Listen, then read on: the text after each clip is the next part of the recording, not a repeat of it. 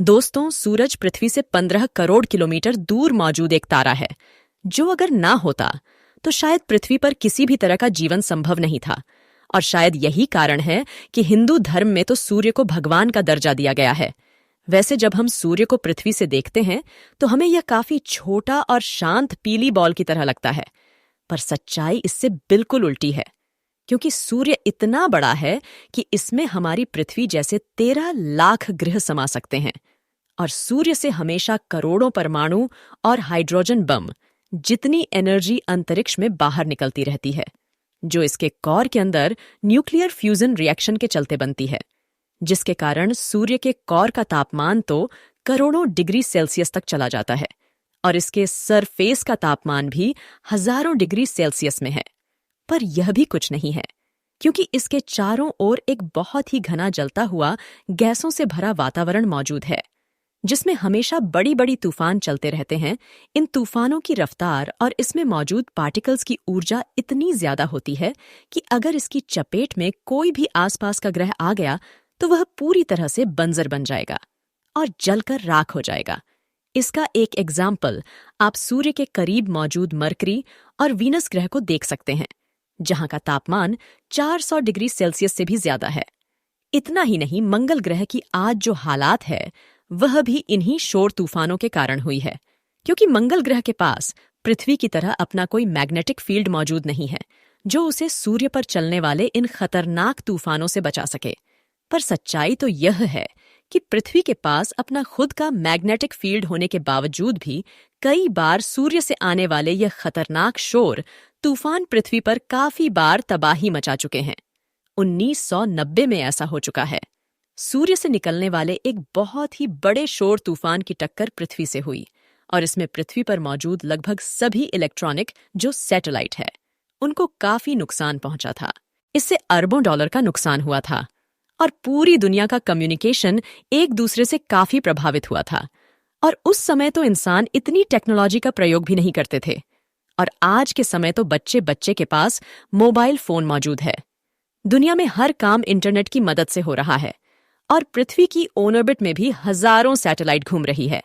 ऐसे में अगर आज कोई ताकतवर और तूफान पृथ्वी से टकराया तो यह पृथ्वी पर काफी ज्यादा तबाही मचा सकता है और हमें बिना इंटरनेट कर सकता है।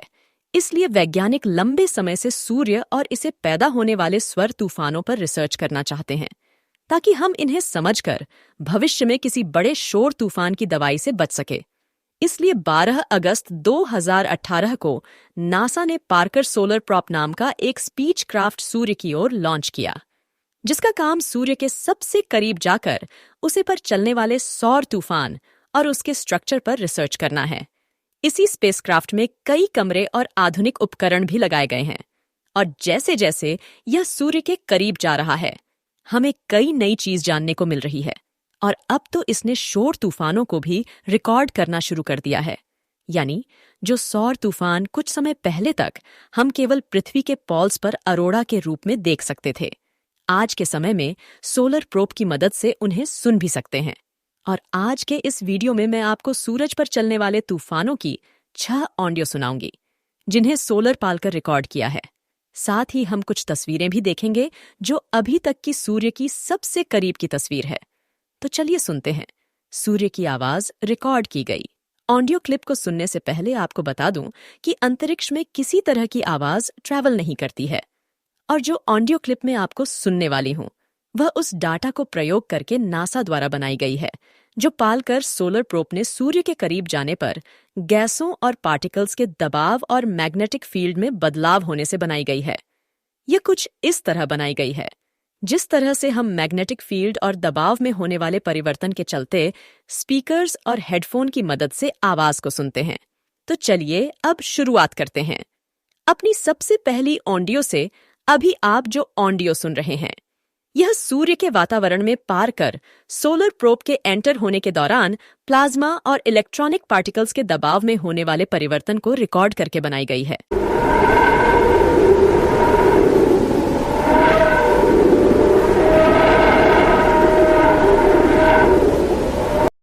इसके अलावा जो आप वीडियो देख रहे हैं यह भी सोलर प्रोब द्वारा रिकॉर्ड की गई है, जिसमें आप सूर्य से निकलने वाले पार्टिकल को काफी तेजी से बाहर जाते हुए देख सकते हैं। वैज्ञानिकों का कहना है कि इस ऑडियो में जो आवाज ऊपर और नीचे हो रही है, यह सूर्य के वातावरण में मौजूद गैसों के दबाव में तेजी से होने वाला परिवर्तन है। अब बारी आती है हमारी दूसरी ऑडियो की। यह ऑडियो सूर्य के थोड़ा और करीब जाकर वहां पर गैसों में आने वाले परिवर्तन से रिकॉर्ड की गई है।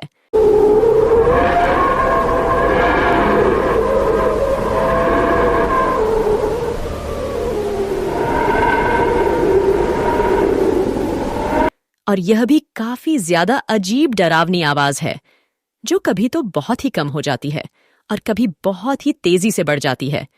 इस तरह की आवाजों को वैज्ञानिकों ने खास नाम विस्टेलर मिडवेयर दिया है, क्योंकि इसमें आपको सुनकर ही लग रहा होगा मानो कोई बहुत ही तेज सीटी बजा रहा हो। अब बारी आती है हमारे तीसरी ऑडियो रिकॉर्डिंग की। अभी आप जो शांत और तेजी से बढ़ती हुई एक विशल जैसी आवाज सुन रहे हैं,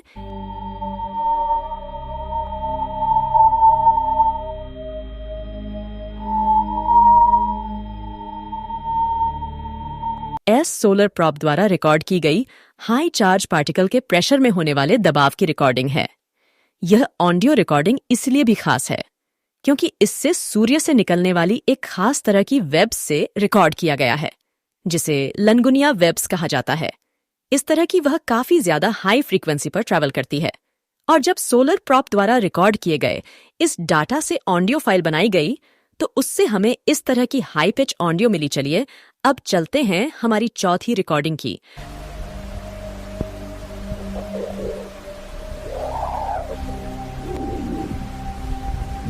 और अभी जो आपने आवाज सुनी, यह सूर्य से निकलने वाले सौर तूफानों की एक खास तरह की डिस्प्रेसिव वेब्स से पैदा हो रही है। इस तरह की वेव्स सूर्य के काफी ज्यादा करीब पैदा होती है, और इन वेव्स की खास बात यह होती है कि यह बहुत ही हाई फ्रीक्वेंसी को बदलता है। वैसे मुझे तो यह आवाज सुनकर ऐसा ही लग रही है जैसे हमारे पृथ्वी पर तेज तूफान आते हैं। वैसे आपको यह आवाज किस तरह की लगी, आप कमेंट करके हमें बता सकते हैं। डिस्प्रेसिव वेव्स के बारे में वैज्ञानिकों का यह भी कहना है कि सूर्य पर चलने वाली यह वेव्स सौर तूफानों के साथ चलने वाली हाई फ्रीक्वेंसी वाली वेव्स है, जो अगर पृथ्वी तक पहुंचती है तो इसके एनर्जेटिक पार्टिकल पृथ्वी के इलेक्ट्रॉनिक सामानों के लिए काफी घातक साबित हो सकते हैं। चलिए अब बढ़ाते हैं अपनी अगली पांचवी और आखिरी आवाज की। और वैसे पांचवी ऑडियो पहले वाली चौथी ऑडियो से काफी ज्यादा मिलती है, लेकिन इन दोनों के डाटा का भी ज्यादा अलग है। पांचवी ऑडियो को सूर्य के और भी ज्यादा करीब जाकर वहां पर गैसेस और पार्टिकल्स के स्पेसक्राफ्ट से टकराने और दबाव में होने वाले बदलाव से रिकॉर्ड किया गया है। इसके अलावा इस ऑडियो को बनाने में सूर्य के मैग्नेटिक फील्ड में होने वाले बदलाव को भी रिकॉर्ड किया गया है।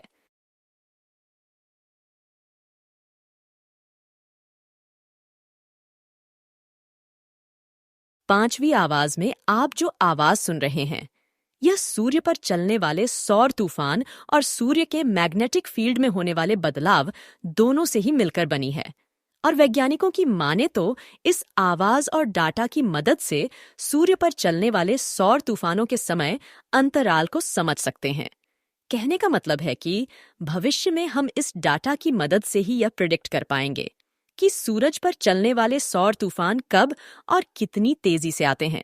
वैसे वैज्ञानिकों की माने तो जितनी रफ्तार से यह सभी डस्ट पार्टिकल सोलर पप से टकरा रहे हैं, ऐसे में अगर कोई दूसरा स्पेसक्राफ्ट होता है तो वह अभी तक खराब हो चुका होता।